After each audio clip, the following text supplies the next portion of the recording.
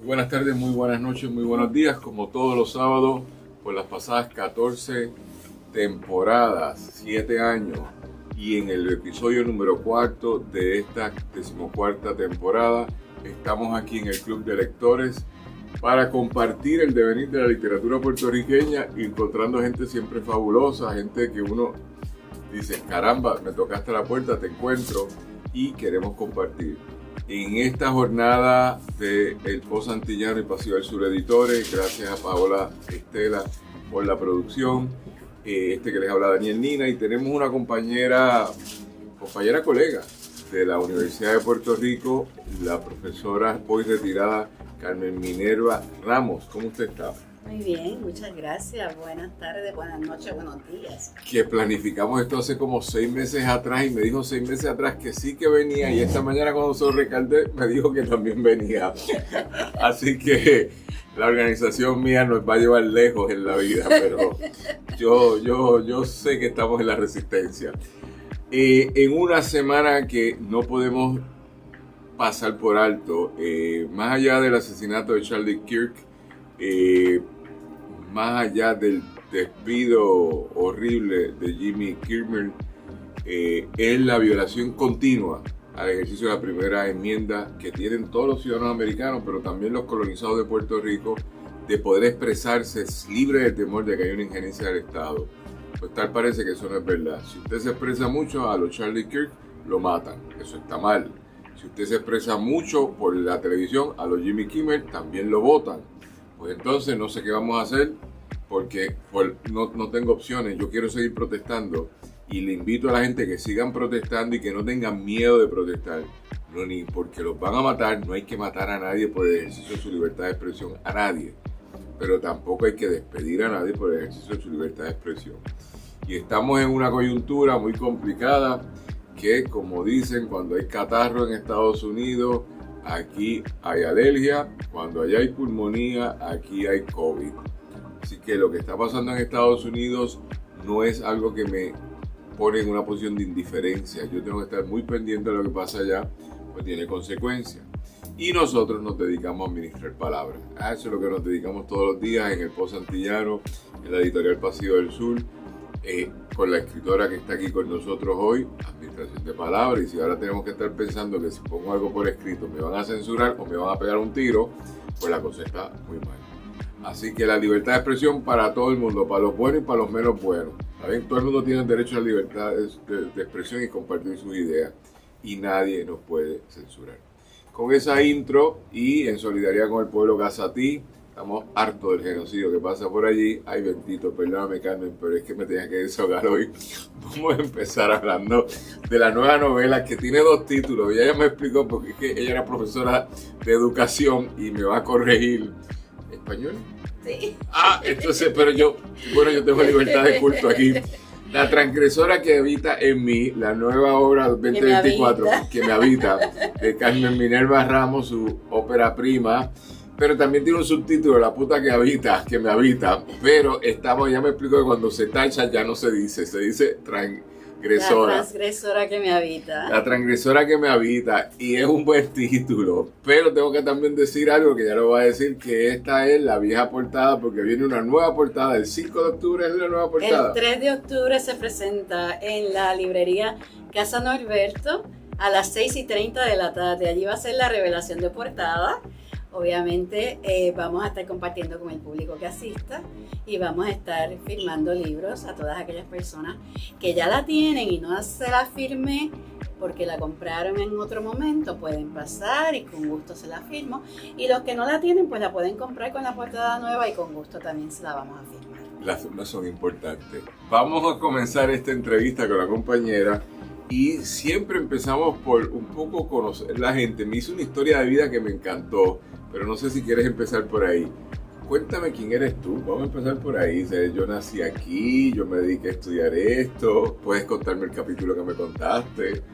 Y ahorita llegamos a la novela.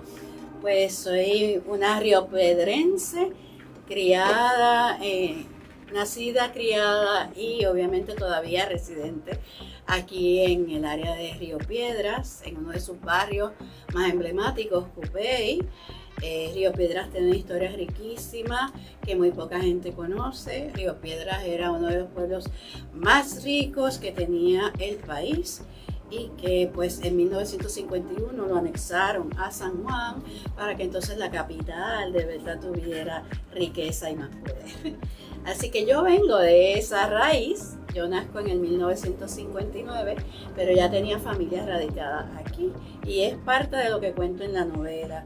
Yo soy de esa generación que nació después que sus ancestros se movieron del campo a la ciudad en la década del 40 y que con lo que se encontraron en San Juan fue más difícil que lo que habían dejado en el campo y sin embargo apostaron por quedarse en la capital, lo cual yo agradezco muchísimo a mi abuela, que fue la persona que me inspiró para escribir la novela. En el transcurso de estar en Río Piedras, obviamente de niña, caminaba por los alrededores de la universidad y mis padres y mi abuela y mis generaciones previas siempre nos inculcaron a la generación de la cual me siento muy honrada a pertenecer, que somos los baby boomers, que para poder salir adelante había que estudiar. Así que mi sueño era llegar a la Universidad de Puerto Rico y soy la primera generación que llega a la universidad dentro de mi familia y pues en parte se lo debo a toda esa importancia que le daban mis ancestros a lo que era estudiar, formarse y tener una preparación para salir adelante. Así que estudio educación y me dedico a trabajar en mis primeros años como maestra. Le contaba al señor Nina que mi primera experiencia como maestra fue en la isla de Culebra, a la cual un beso para toda esa gente maravillosa, a la cual llevo en mi corazón. Allá todavía tenemos algunos familiares y obviamente sentimos a toda la población que conocemos como familia, porque una de las cosas que caracteriza a esa isla es precisamente ese sentido de comunidad que a veces por acá hemos ido perdiendo. Bien, es muy interesante, son muchos puntos de información, pero vamos poco a poco. Así que Río Piedras es un territorio que sí fue autónomo, fue independiente, y lo anexan y lo hacen parte de la capital. Son los trabajos de Fernando Picó, tiene varios trabajos sobre este entorno, pienso en de Caimito, vivir en Caimito, que es un trabajo muy interesante por la relación entre Río Piedras y Caimito. No San Juan y Caimito, sino Río Piedras con Caimito, que era un lugar de transgresiones, y el título de tu novela es La transgresora que me habita. Pero por otro lado también nos cuenta que en ese devenir dijiste algo que uno se olvida, y yo, el corte de mis estudiantes es de lunes a viernes 18 años, ¿verdad? Y los sábados estoy en un programa especial que es el de los niñitos de 14 años, que me encanta, ¿verdad? Porque son muchachos y las lecturas y lo que estamos discutiendo, pero si yo les hablo a ellos del campo, ya no hay un referente del campo, porque ellos son dos generaciones ya o tres urbanas. Así que los papás de ellos o sus abuelos tienen la relación con mi abuelo o nos mudamos del campo a la ciudad. Esto ya, y la relación del campo era la tierra, la producción de la tierra. Los que ahora vienen de, por decir algo, los municipios del interior, que yo tengo gente de Coamo, no son agricultores, son gente de sectores intermedios que trabajan en algún sitio y que se desplazan diariamente a San Juan, que es lo más terrible. Se desplazan a San Juan o a municipios más cercanos al área metropolitana, pero ya no hay una relación de yo vengo del campo. Que tú lo traes ahí, que es una interesante conversación de un momento de país. Cuando el campo como producción era el modo de producción dominante y el modo de producción donde nos insertábamos bajo el sector de la población. Y lo último, cuando me hablas de Culebra, ella empezó como maestra de escuela en Culebra, eso todavía no lo ha contado, pero lo va a contar ahorita. Y yo el otro día andaba por Vieques y descubro que uno se puede desplazar y a trabajar sin hacerte un trabajo de maestro. También presumo que de policía, ¿verdad? Y yo digo, tengo tiempo para hacerme maestro ahora escolar y pasarme un año en Vieques, allí pasarlo bien, no sé, tengo que planificarme. Pero sí me parece interesante la idea de desplazarme del mundo urbano a el mundo rural acuático, por llamarlo de alguna forma, porque son islas municipios separadas de la isla principal y con poco miras de hacerle un puente, que se pueden hacer tecnológicamente hablando ya es posible, o un túnel que nos conecte, no hay nada de eso. Pero nada, yo repito eso porque me interesaron esos puntos, así que háblame de la tierra. Pues mi familia, tanto la paterna como la materna, eran personas que venían de sectores, prácticamente todo Puerto Rico, antes de la década del 40 era agraria. Es en la década del 40 que empieza a darse un movimiento de desarrollar zonas urbanas más allá de lo que es San Juan. Así que, por lo tanto, cuando la industria del azúcar en aquel tiempo, en los años 30, que es un poco de lo que yo abarco en la novela, lo que estaba en todo su apogeo era la industria del azúcar. Y cuando esa industria empieza a decaer en las postrimerías de la década del 30, pues los campesinos, muchos de ellos que no tenían tierra porque vivían arrimados, empiezan a moverse al área donde sí podían conseguir oportunidad de trabajar y de mantener a su familia. Así que por lo tanto ese movimiento se empieza a dar en ese tiempo y ahí es que empieza un poco la desconexión de las personas con eso que llamamos la tierra, ¿verdad? Porque el que llegaba al área urbana ya no quería seguir cultivando la tierra como se hacía en aquellos tiempos, porque lo veían como una manera de no progreso, ¿verdad? Progresar significaba buscarme hacer otra cosa que no fuera tener que cultivar la tierra. Sin embargo, muy interesantemente, aquellas personas seguían con la costumbre de tener un terrenito y de sembrar algún que otro cultivo, de tener mis gallinitas, de tener mis cerditos y de obviamente poder seguir de alguna manera practicando lo que me aseguraba yo tener algo que llevar al plato por si lo que era el ingreso que yo esperaba que iba a ganar en la zona urbana no se daba. O sea que ellos siempre por eso buscaban tener un terrenito y cultivar ese pequeño terrenito. Y obviamente muchas de esas tradiciones que ellos tienen en los campos las trasladan precisamente a la zona urbana. Y por eso a veces vemos que todavía al día de hoy hay sectores donde las personas siguen teniendo su gallinita, siguen teniendo sus plantitas de, sobre todo los plátanos, los guineos en el patio, tienen, bien orgullosamente te muestran que tienen una plantita de malanga, de yuca, de ñame, porque nos viene en esa tradición que nos dejaron aquellos que fueron nuestros ancestros. Como usted bien dice, ya vemos muchas generaciones cohabitando y los más jóvenes tienen un gran desconocimiento de lo que fue vivir en aquella época, donde había esa relación tan directa con los pueblos, sobre todo del interior de la isla, refiriéndome a pueblos que eran fuera de lo que conocemos hoy día como el área metropolitana. Y entonces esos jóvenes se han empezado a percatar de que tienen una rica historia que habla sobre lo que ocurrió en esos pueblos de donde sus familiares son oriundos y que es una historia que ellos desconocen. Una de las cosas que a mí me ha llamado la atención cuando he estado vendiendo la novela es el interés de los jóvenes que se me acercan con esta curiosidad porque ellos no saben realmente su procedencia y cómo fue aquella transición del campo a la ciudad, y que mi novela les invita a indagar sobre esa historia que ellos tienen en su familia, pero que son historias no contadas.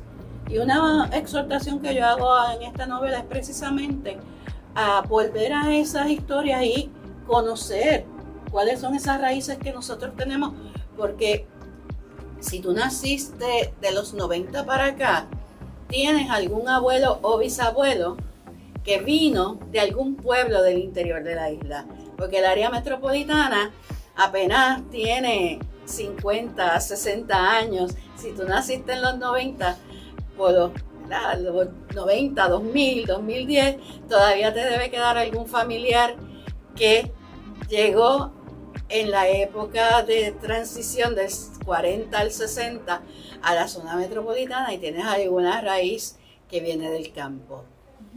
Interesante toda esta conversación, cómo vamos creando el país. Yo pasaba ahorita por algún sitio de esos turismo interno resolviendo problemas, ¿verdad? Y entonces veo que hay una línea de billeteros paralelos a la carretera y están todos sentados en tribus de 1, 2, 3 personas con sus sillitas esperando a que pase la gente a comprarlo. Y yo me quedo mirando billetera, lotería tradicional, ¿está bien? Y entonces que venden billetes, ¿no? No hay una correlación entre el título y lo que ellos hacen, ¿verdad? Eso es otro momento, que eran billetes lo que se veía. Ahora es una hoja de la lotería y es la promoción. Yo me quedo mirando así, yo digo, estos vienen de otro país, de un país que ya no existe. Porque en el país actual la preocupación principal de la gente es ganarse la otra lotería, la de Estados Unidos, que son de muchos millones. Todo eso está digitalizado, tú vas y compras un papelito en algún sitio. Pero todavía hay una correlación de consumidor y vendedor que permite que la lotería tradicional se siga imprimiendo en papel y que tenga a estas personas que les pagan muy mal, pero muy mal, que el margen de ganancia allí es ínfimo, pero ellos son retirados y se ganan creo que es 3 pesos por hoja, y con eso si vendes 10 hojas son $30, pues tienes que vender un montón de billetes para poder vivir, pero es otro país. Ese es el país de la ruralía, ese es el país de Muñoz, ese es el país del Estado benefactor que existió en algún momento dado. Es el país que también nos hace, pero también nos hace ahora otro tipo de país que es inmediatez de los fondos federales, por decir algo, y la dependencia de eso. Así que nada, estamos por ahí. Pero haber vivido en Culebra, que le tiraste un besito ahorita y eso me pareció interesante, ¿verdad? Y hablábamos, yo a Culebra voy poco, tengo amistades que tienen casas allí, históricas, no es necesariamente, la gente cree que todo el mundo es inversionista, no. Es que aquí, en algún momento dado, cuando hay gente que nació, tengo un compañero de la universidad cuya familia tiene varias casas allí porque todos nacieron allí. Y luego urbanamente se mudaron a San Juan, pero allí murió el papá, allí murió el abuelo, la abuela, allí todavía hay unos hermanos que viven, así que ellos tienen sus propiedades allí porque ellos son de Culebra. Y tengo otros que a la luz de la lucha del 70 se quedaron en Culebra y compraron alguna propiedad cuando las propiedades no valían mucho, o valían, pero no en el precio astronómico ahora.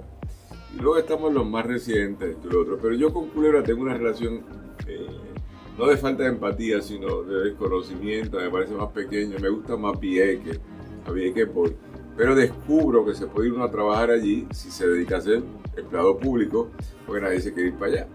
Y ella se fue para allá a ser maestra. Cuéntanos de eso. Sí, me fui para allá justo en el año 1981. Okay. En aquel momento, igual que ahora, cuando te graduaste de la universidad. Todavía no me había graduado. En aquel momento se permitía que un estudiante con 2 años universitarios y un dominio en lo que llaman hoy día, ¿verdad?, de reclutamiento difícil, pudiera ser considerado para trabajar como maestro. Y yo tenía precisamente 2 años ya de carrera universitaria, tenía un muy buen dominio del inglés, hacía falta una maestra de inglés y entonces me convocaron, fui a la entrevista y recuerdo que la entrevista era en Culebra con el director escolar y entonces él te refería a la región, que en este caso es la región de Humacao, quien hacía entonces todo el proceso para el reclutamiento y poder entonces comenzar a trabajar en Culebra. Y así es como yo llego a Culebra. Llego a Culebra a través de unas amistades que tienen familiares que son de allí y que invitan a quien era mi cuñada a que vaya y pase un verano allá. Y ella se entusiasma tanto con la vida comunitaria que encuentra cuando va a Culebra que nos enamora a todos en la familia para visitar Culebra. Y en una de esas visitas que hacemos a Culebra vemos entonces el anuncio de que estaban buscando maestro o maestra y yo decido entonces solicitar. Y así es como ocurre el traslado a Culebra, es como bien dice, ¿verdad? Maestros, ahora mismo personal de emergencias médicas, hay una serie de profesiones que son de difícil reclutamiento en las islas municipios y que hay oportunidad para que las personas puedan solicitar. La dificultad en Culebra, como lo es en todo Puerto Rico, es la vivienda. La vivienda en Culebra, como en todo Puerto Rico, está por las nubes y es escasa. Así que es complicado a una familia llegar allá y conseguir dónde quedarse. Hubo un momento dado, antes de los huracanes más recientes que nos han azotado, que precisamente hoy, ¿verdad? Tristemente recordamos hoy es lo que María, fue María. Sí, wow, qué detalle. Lo que fue María, pues los huracanes lamentablemente afectaron un esfuerzo que hubo por parte del municipio de crear unas viviendas para los maestros y maestras para no tener continuamente el cambio de maestros, ¿verdad?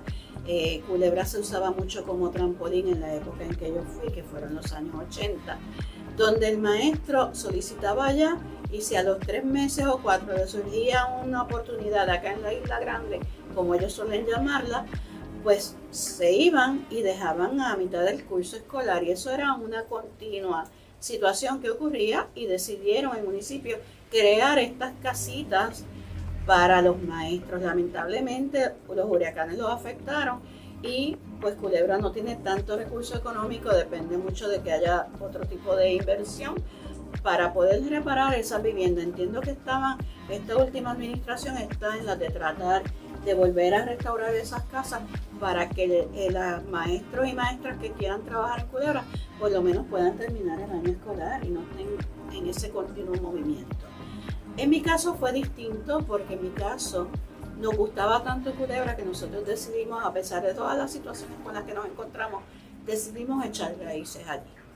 Y mis hijos sienten que una parte de ellos es culebrense y siguen yendo a Culebra, pues como todo y como le pasa a los jóvenes incluso de las familias de allí. Y hay unas familias que son emblemáticas, que han vivido allí desde que Culebra se empezó a poblar, que fue para los años 1800.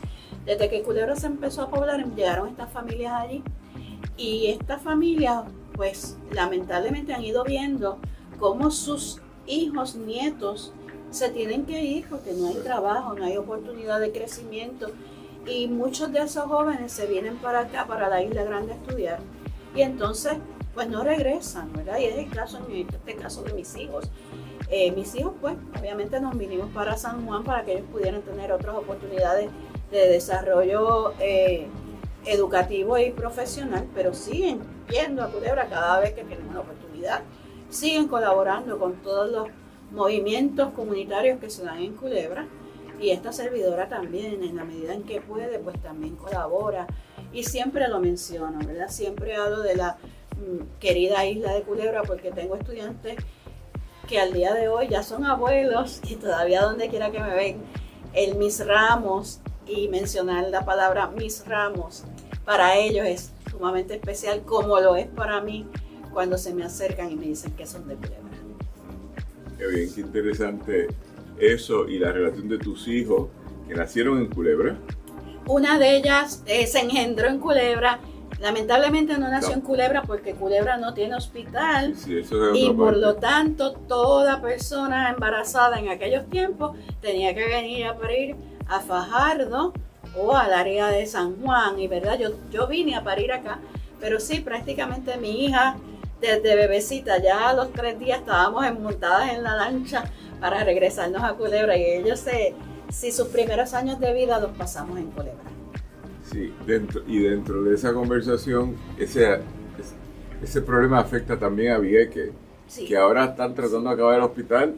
Bueno, y por lo menos vamos a poder decir que las mujeres en gestación van a parir allí, porque técnicamente ese hospital se está creando para eso. El problema es que el desarrollo es convivir con el subdesarrollo, y aquí mantienen subdesarrollado no sé para qué. Porque que Culebra no tenga un hospital, tiene un CDT, tiene un CDT, pero no hay un hospital como tal. Para una población de menos de 2.000 personas. 2.000 algo, 2.200 por ahí. Siempre ha sido más o menos ese el número. Es una mala administración pública, porque podría tener un hospital de 10 camas, algo así pequeño, esto y lo otro, para el servicio de la población, porque usted se enferma allí de noche. Y tiene que coger un avión. Hay un servicio de aviación que el municipio paga a una compañía privada para que los casos de emergencia salga un avión. Y a veces es triste cuando yo leo, porque tengo amistades, ¿verdad?, que sigo en Facebook allá, que dicen, salió un avión, ¿quién será la emergencia? Porque ya uno sabe que esa persona es que no la pudieron atender en Culebra y lamentablemente tienen que llevarla a Fajardo, que es a donde lleva el avión a las emergencias.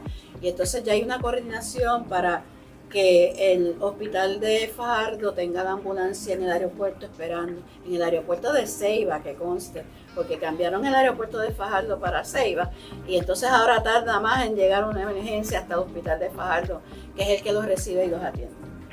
Sí, yo estuve los otros días en Vieques. Tengo que decir que las lanchas han mejorado mucho, están estructuradas, uno se siente y sale en hora, y eso me pareció muy interesante y muy positivo.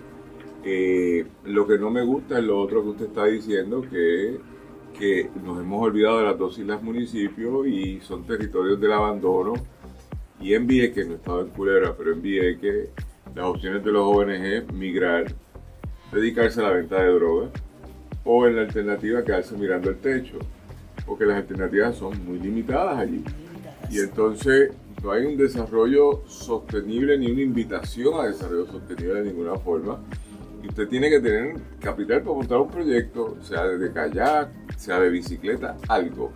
Y entonces ahí que empieza a ver el problema de los que sí tienen recursos, que son los que vienen del extranjero, se sientan allí y todos tienen sus negocios y todos los vieques se acaban de empleados, siempre y cuando satisfagan esas posiciones.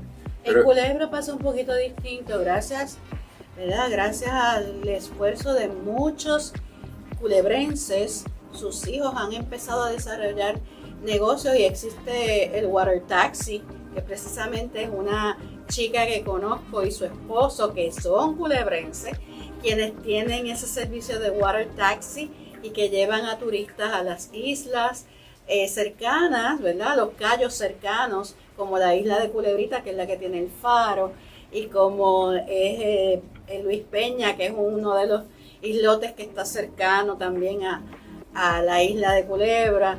Y ellos están haciendo un gran esfuerzo y sus padres están ayudándolos. Y muchos de ellos han empezado a montar algún tipo de microempresa para seguir residiendo en Culebra, pero son los menos. ¿Por qué? Porque no hay suficiente espacio, ¿verdad? Ni hay suficiente capital como para que haya más emprendimiento de estos jóvenes en Culebra. Y es admirable que los que hay estén de verdad en un esfuerzo continuo, porque aunque usted habla de las lanchas, esto de las lanchas va y viene. Y por lo menos en Culebra hay veces que funcionan bien y hay veces que no funcionan, y los comerciantes son los que más lo sufren porque no llegan las cargas para suplir a los negocios. Así que hay que mirarlo, ¿verdad? Hay que estar allí y hay que estar relacionados muy directamente con ellos para ver las vicisitudes que pasan, porque de veras, como usted bien dice, son dos islas abandonadas lamentablemente por lo que es el gobierno central. Sí, y por nosotros también. Yo asumo, es decir, yo no creo que los malos o los que nos olvidamos de las islas. Yo pasaron 15 años y no fui a Vieques después de la conclusión de las luchas por sacar la Marina. A lo mejor fueron hasta 20 años, yo pienso 15, pero es que después me quedé unos proyectos, no, fueron 15. Y dejé de ir, desde la década del 10 yo dejé de ir, 2010, y vuelvo y veo un Vieques más empobrecido, sí. No más saludable, más empobrecido, con más conflictividad social, con un montón de problemas que antes no tenían y ahora tienen nuevos problemas. Tienen todavía la Marina, que sigue controlando las 2/3 partes, y luego tienen el tercio, donde han llegado todos estos inversionistas que compran y los desplazan. Así que ahora tienen nuevos problemas, con preguntas nuevas, cuyas respuestas pasadas todavía no son satisfactorias, y ahora las preguntas nuevas con contestaciones pasadas no me resuelven la pregunta nueva. Me contestan algo del pasado, pero no lo nuevo. Y yo creo que a eso lo hablamos después, porque hay que ponerle atención a ser solidario y ir allí y estar con esta gente. Pero bueno, vamos a hablar de literatura. ¿Y usted se puso a escribir un día o usted escribía siempre? Siempre escribí, me gustó escribir desde niña. Siempre escribía, Yo era amante de la lectura, yo me devoraba todos los libros y la verdad es que esa pasión por lo que es la literatura y lo que es la escritura siempre estuvo en mí. Lo que obviamente nos ocurre a todos y a todas es que tenemos que buscar la manera de poder generar ingresos, sobre todo cuando se viene de una familia humilde, que es el caso de mi familia, donde había que buscar la manera de poder mantener el hogar. Y cuando yo me separo del padre de mis hijos, yo me quedo a cargo de mis 3 hijos. Y yo dije, yo tengo que buscar una forma de poder sacar adelante a mis hijos, porque el padre de mis hijos se queda en Culebra, como mencioné, y por lo tanto, aunque él fue un padre presente en la vida de ellos, para el día a día él no podía estar. Y entonces yo dije, yo no me puedo dedicar a la literatura como a mí me gustaría, porque lo veía como un campo de mucha incertidumbre en aquella época de los 90, ¿verdad? Los finales de los 80 a los 90 era un campo de mucha incertidumbre y yo tenía que asegurarme de que yo recibía un ingreso con el que yo podía pagar.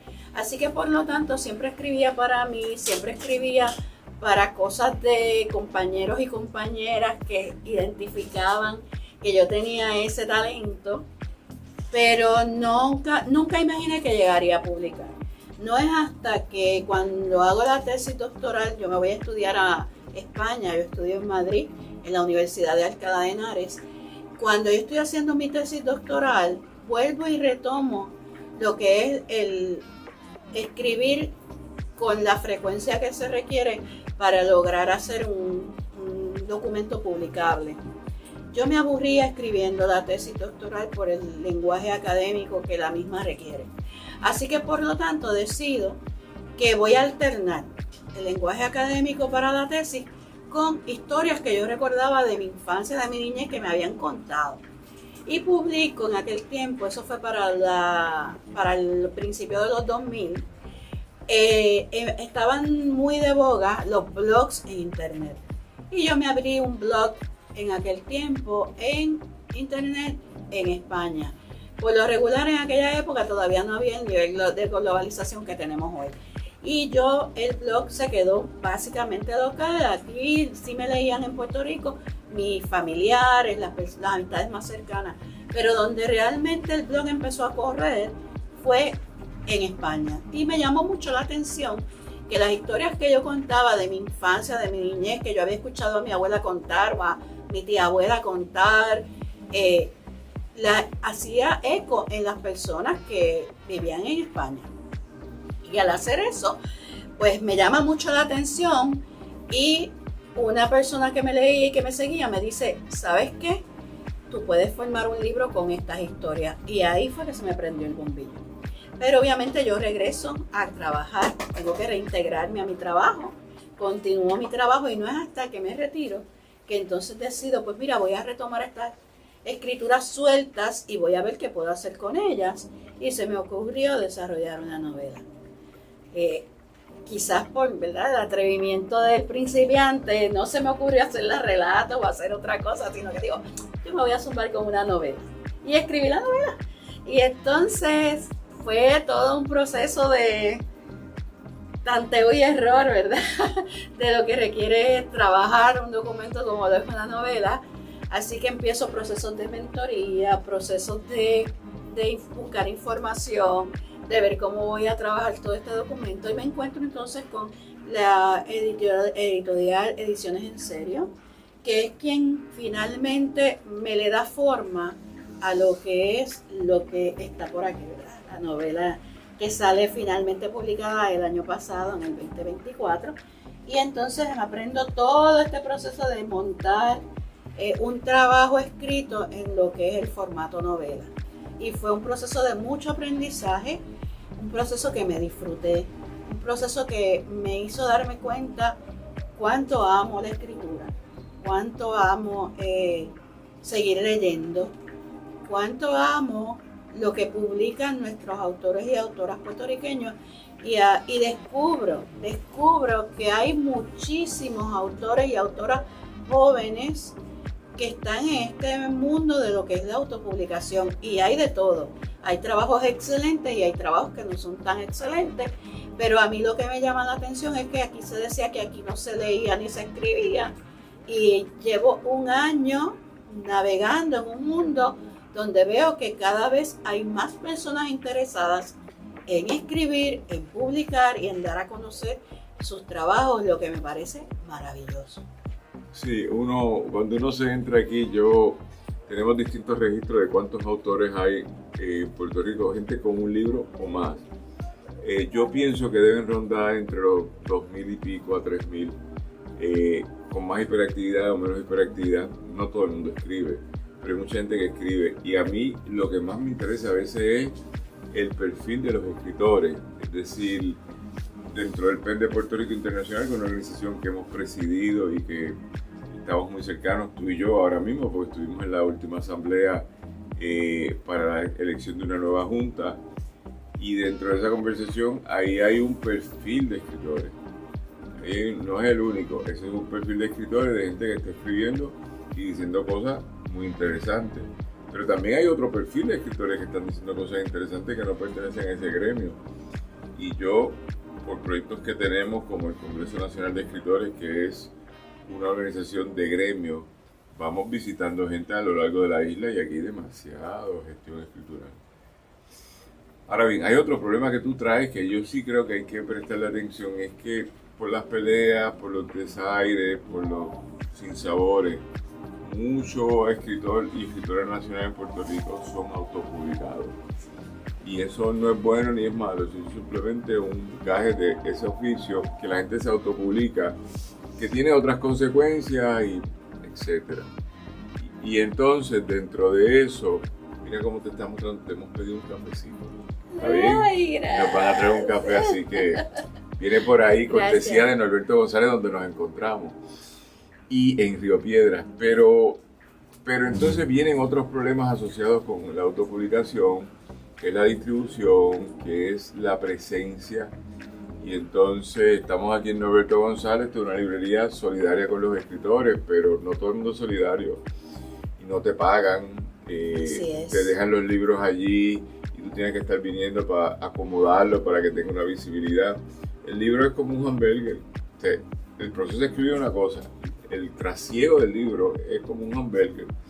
Y ese trasiego, pues uno lo que quiere es que mucha gente se lo coma. O sea, como diría Lalo Rodríguez por vida de Luis Rafael Sánchez, ay, devórame otra vez, ¿verdad? que me leas y que me reventas el libro. Pues es interesante que lo mencione, y disculpe que lo interrumpa, porque precisamente parte de lo que yo he descubierto en este momento, en este año, es precisamente la mercadotecnia, ¿verdad? Una cosa es tú escribir y publicar el libro, y otra cosa es que el libro se venda.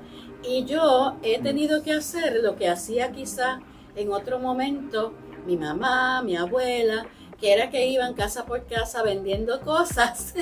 Pues yo me he ido pueblo por pueblo a llevar mi novela, y he conseguido un nicho al cual estoy más que agradecida, que son las farmacias de comunidad. Muy bien. Y no las farmacias de comunidad de cadenas, porque esas no me han abierto la puerta, sino las farmacias de comunidad de aquel farmacéutico o farmacéutica de toda la vida que ha estado en el pueblo y que me ha dicho, sí, déjala aquí, ¿verdad? Se las tengo que dejar a consignación, como hacía mi mamá y mi abuela cuando vendían cosas, que vendían y págamelo poco a poco. Pues yo las dejo allí, y cuando se vayan vendiendo.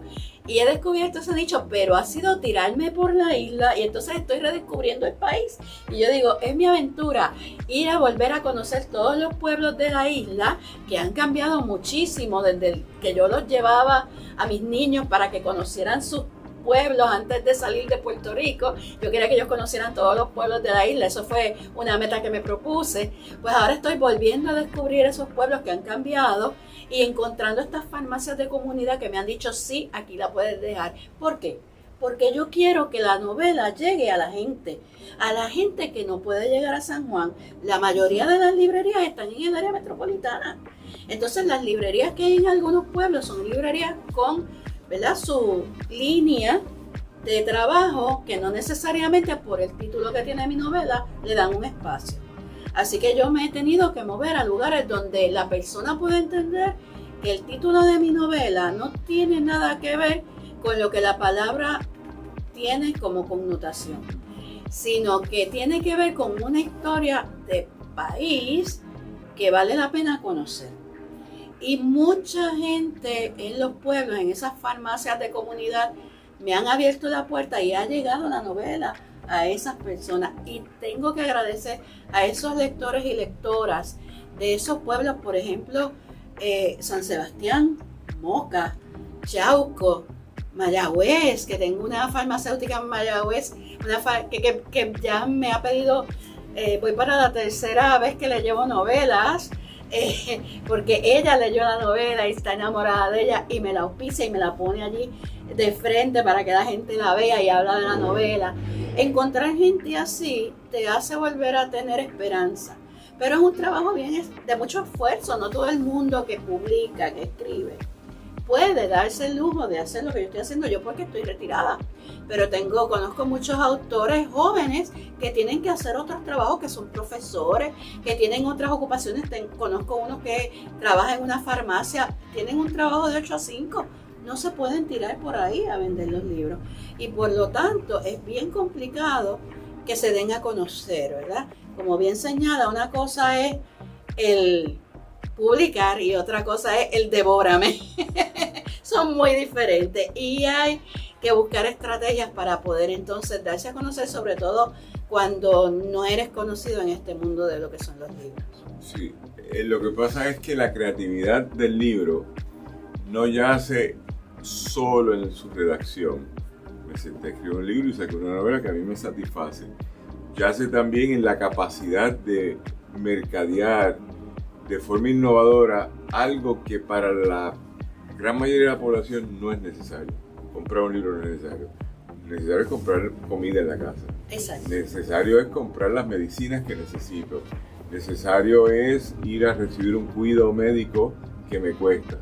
Pero un libro es sumamente desechable, discrecional, no mandatorio. Así que yo tengo que desarrollar un apetito por los lectores potenciales de que vengan a leer mi libro. Y eso se puede hacer, pero se puede hacer desde otra plataforma que es la de aprender a mercadear su libro, moverlo creativamente y hacerlo que tenga lectores. Y eso yo le presto atención con lo que me dijiste de la farmacia, porque las farmacias de la comunidad, las farmacias de pueblo, las farmacias que algunas tienen sucursales, tienen distintas... Las cadenas pequeñas, son cadenas pequeñas, pero hay unas cuantas. Viven, contrario a lo que uno piensa, porque innovan en lo rápido. Te venden una medicina muy complicada, como también te venden un libro tuyo. Sí. ¿Entiendes? Y en Sí. ese sentido, pues, uno sabe que allí lo consigue todo. Hay competencia ahora de otras farmacias grandes, no son pequeñas, que son como quincallería, no voy a entrar en su nombre para no darle publicidad ni decir cosas. Pero sí pienso en la farmacia que hay muchas, y lo innovador es decir, pues voy a coger un punto de venta allí, y si te lo acogen y si te quiere la persona que ubica las cosas allí, pues te puede ir muy bien, y de eso se trata. A fin de cuentas, lo que tú quieres es que la gente te lea y se sienten contigo para decirles qué buena estuvo esa novela. ¿Me puede explicar lo que usted hizo en el párrafo 4 de la página 28? Así es. Y esa es la parte. Y esto es verdad, lo que usted puso allí, eso le pasó a usted. Así que hay que ser cuidadoso con lo que le pasó a uno, ¿verdad? Sí, sí. Hay que ser cuidadoso. Cuéntame entonces, ¿de qué trata esta novela? Esta novela es la historia, está inspirada en la historia de mi abuela. Okay. Esta novela trata de una mujer que deja en el siglo pasado, en el siglo XX. Ella nace obviamente en el campo y decide que el pueblo no es el lugar para ella, ¿verdad? Ese lugar donde ella está no es el lugar para ella porque ella tiene un espíritu libre y en aquel tiempo existía el patriarcado doméstico, donde quien habla es el padre y las mujeres no tienen, el padre o los hermanos, ¿verdad? Los varones son los que hablan, las mujeres no tienen voz ni voto. Y ella tiene un espíritu libre. Así que desde pequeña empieza a tener dificultades porque ella no entendía por qué ella tenía que seguir unos roles establecidos para ella como mujer cuando a ella le gustaban otras cosas. Y entonces yo voy narrando todo lo que a ella le gustaba y que en aquel momento pues no se le estaba permitido simplemente por el hecho de ser mujer, no era por ninguna otra cosa. A medida que ella va teniendo situaciones que en la vida, yo voy narrando en la historia, ella se va dando cuenta cada vez más que ese no es el lugar donde ella quiere estar. Lamentablemente no había trabajo para las mujeres, porque el trabajo de la mujer era en la casa, era en el hogar, y para eso a ella la forman. Pero en la década del 40 se abre la ventana de oportunidad para las mujeres por varias razones, y fue un hecho histórico. Los hombres se fueron a la guerra, así que y empezaron a llegar empresas, sobre todo de textiles, porque había que crear uniformes, bultos, mochilas, toda la ropa, todo lo que tenía que ver con elementos textiles para esos soldados. Y fue la oportunidad que vio el gobierno en aquel tiempo de traer estas fábricas a que se instalaran en Puerto Rico, porque estaban bajo el dominio americano y no tenían que irse a ningún otro lugar, y empezaron a surgir muchas fábricas textiles que reclutaban mujeres analfabetas, no sabían leer ni escribir, y que adiestraban y las formaban para que pudieran manejar aquellas máquinas de costura. Y eso se regó como pólvora por los diferentes lugares de que estaban reclutando a estas mujeres, y muchas mujeres con sus hijos, con su familia, a veces con su esposo, si el esposo no había podido irse para la guerra, por la razón que fuera, empezaron a moverse al área de San Juan. Y entonces yo narro cómo esta mujer decide dar ese brinco, pero lo tiene que hacer escapándose. ¿Por qué? Porque ella era de una familia que, aunque no eran ricos, sí era una familia que tenía tierra, que tenía... algún caudal. Caudal, exacto. Era una familia acomodada en el área del campo, y obviamente a ella no le iban a dar permiso para irse, pues su familia no se iba a mover de allí. Así que ella dice, yo me tengo que escapar para poder llegar allá y tener una oportunidad distinta de vida, y yo me voy a ir. Obvio, al irse es desheredada por la familia. O sea, porque eso era la ofensa mayor que ella hubiera podido hacerle a la familia. Los pueblos eran muy, muy conservadores también. Había mucho, lo que yo llamo el corre de y dile, que la noticia se corría como pólvora por todas partes. Y obviamente si el chisme era jugoso, porque era que una mujer se había escapado sola para irse a San Juan, a la capital, como ellos llamaban, aquello era el acabose, y esa familia estaba en boca de todo el mundo por un buen rato. Así que por lo tanto, ella se arriesga, se va para la capital, y obviamente la familia sufre de escarnio público en el pueblo por lo que ella hace, al punto que la familia decide que de ella no se va a volver a hablar. La querían borrar de la historia. Y todo porque ella lo que quería era buscarse una oportunidad en San Juan, y de ahí es que viene el título, mujer que se atrevía a irse sola en la década del 40 para la capital a buscarse un modo de vida. Todos en el pueblo pensaban que a lo que se iba a dedicar era a ser una prostituta, porque una mujer que no sabía leer ni escribir ni tenía un oficio, ¿a qué rayos iba a ir para allá sola? Así que por lo tanto de ahí es que viene el título del libro, porque así fue como tildaron a mi personaje en su familia y en su pueblo, y obviamente la familia no quiso volver a hablar de ella, ¿verdad? El nombre de ella no se quería ni mencionar. Y yo rescato esta historia porque detrás de esta mujer hay toda una historia de lo que vivieron las mujeres en aquel patriarcado, donde la mujer no tenía ni voz ni voto, y donde incluso los roles que podía o no podía hacer ya estaban decididos desde antes de ella nacer. Y narro cómo entonces encuentra un espacio de libertad, encuentra un espacio de desarrollo, encuentra un espacio para ella poder sentir que ella está cumpliendo su sueño en la capital, pero no en la capital que imaginamos, de las casas bonitas y de las posiciones reconocidas, no, en el arrabal, porque a donde para esta mujer, en el arrabal, un enorme arrabal que empezaba desde Puerta de Tierra y terminaba en el área de San José, y que existió desde principios del siglo XX hasta los 1980, que fue cuando entonces finalmente pudieron erradicarlo, y solamente queda un pequeño pedazo de lo que fue aquel inmenso arrabal que hoy día se conoce como Península de Cantera y que está sumamente amenazado. Y allí en Península de Cantera es que se ubica el personaje de mi novela. Y este pedazo que sigue amenazado, obviamente ya no es un arrabal. Allí han asfaltado, allí han puesto alcantarilla, allí hay alumbrado eléctrico, pero sigue siendo amenazado porque la zona donde está ubicado es justamente en la parte trasera de lo que es la Milla de Oro.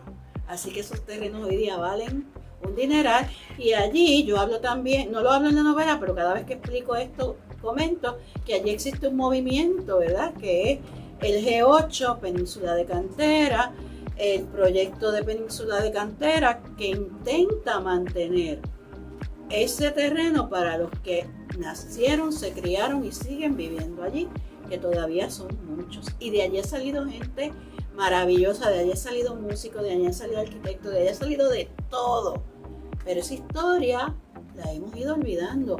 ¿Por qué? Porque era una vergüenza tú decir que salías del arrabal, como hoy día es una vergüenza decir que tú sales de un caserío.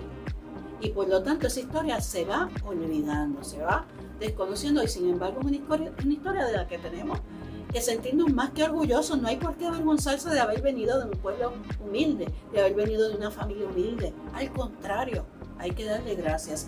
Y si a alguien yo le estoy agradecida en estos momentos de haber traído esa conciencia a todo el país y más allá, es al famoso Conejo Malo, que ha puesto allí una montaña representando el campo y que ha puesto una casita de lo que era lo que aspiraban nuestros abuelos y bisabuelos, hacerla en cemento y una casita sencillita, pero que no me la lleve ningún huracán. A eso es que aspiraba la gente, y hay que volver a retomar esa historia. ¿Saben por qué?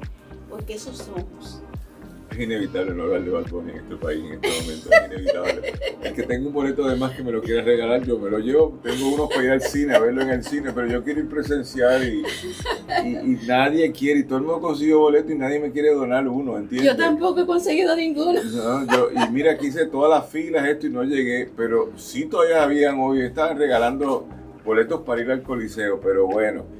Vamos a dejársela pasar, yo presumo, lo veré en Mongolia, lo veré en Islandia, en algún sitio lo voy a ver, pero lo voy a ver. Pero no va a estar la montaña ni va a estar la casita.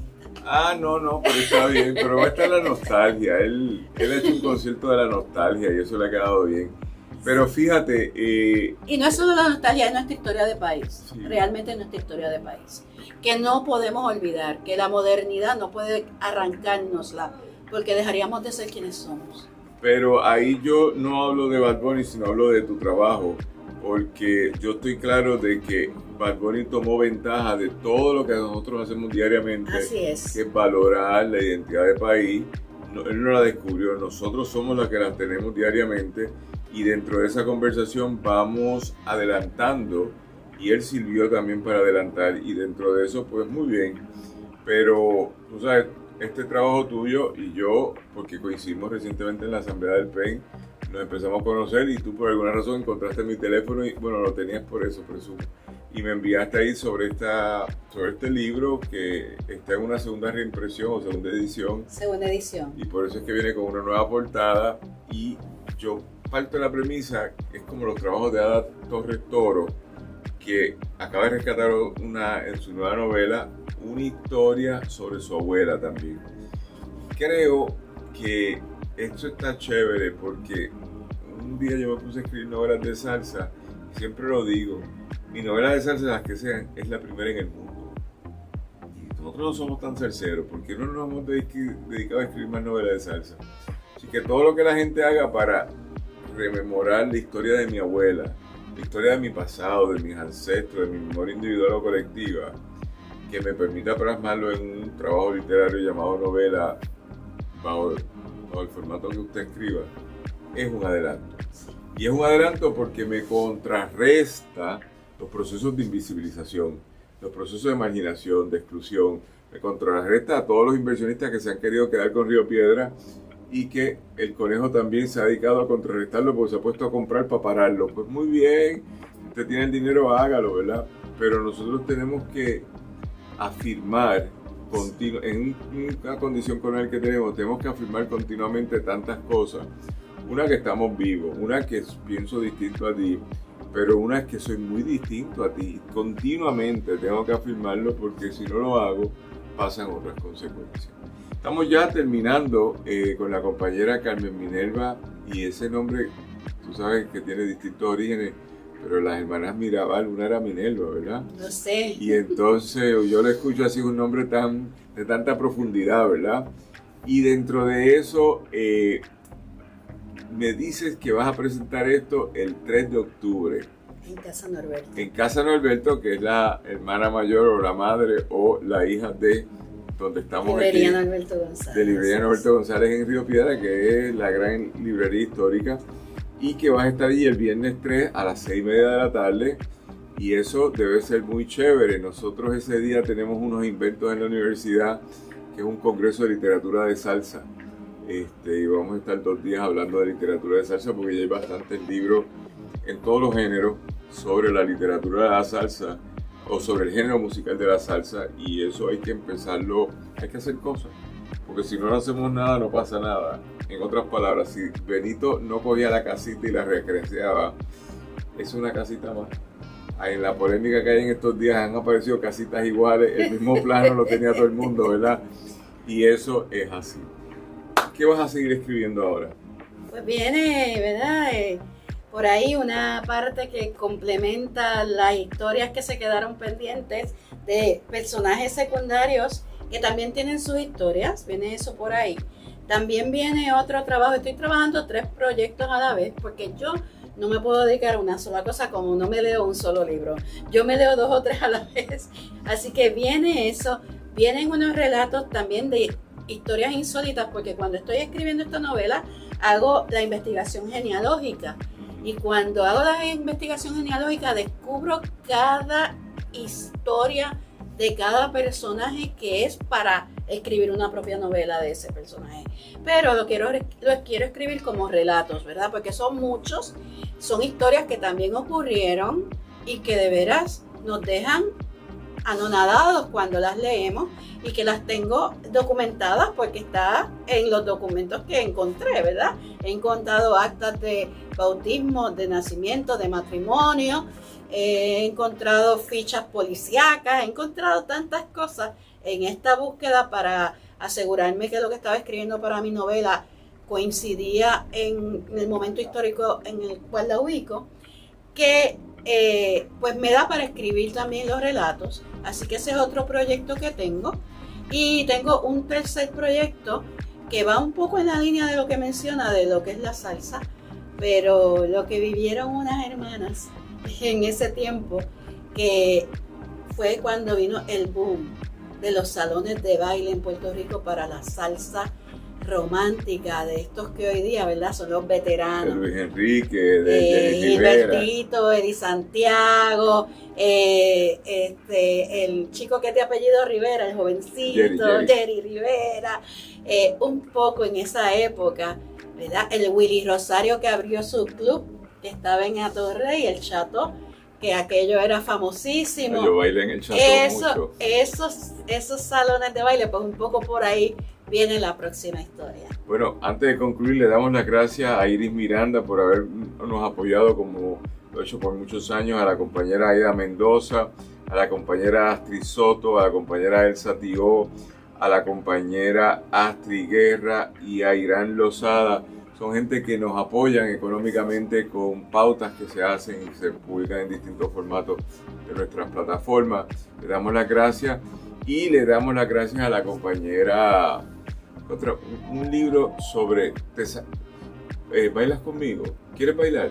Así, de lo que pasó en el Club Chateau, allí en la calle Chaldón, así mismo, frente a casi la Corte Federal, que eso fue un momento de país. Pero, y que había un horario que las mujeres entrábamos gratis. Así que eso happy era lo que hour. buscábamos las chicas para poder meternos en el club sin tener, ¿verdad?, que pagar. Bueno, pues con esa nota nos despedimos. Todo sea por la salsa y por pasarlo bien. Le damos las gracias a Carmen Minerva Ramos por haber estado con nosotros aquí. Consigan su novela, La transgresora que me habita, de Carmen Minerva Ramos, segunda edición, publicado inicialmente 2024, segunda edición 2025. Se presenta el 3 de octubre a las 6:30 de la tarde en la librería Norberto González de Plaza Las Américas. Vayan allí, estamos aquí en Norberto Río Piedra, pero es Casa Norberto aquella. Y le damos las gracias a Pasillo del Sur Pozo Antillano por producir esto, a Norberto González y sobre todo a Paola Estela por trabajar en la producción de este evento. Será hasta entonces, nos vemos la semana que viene. Muchas gracias, sigan leyendo.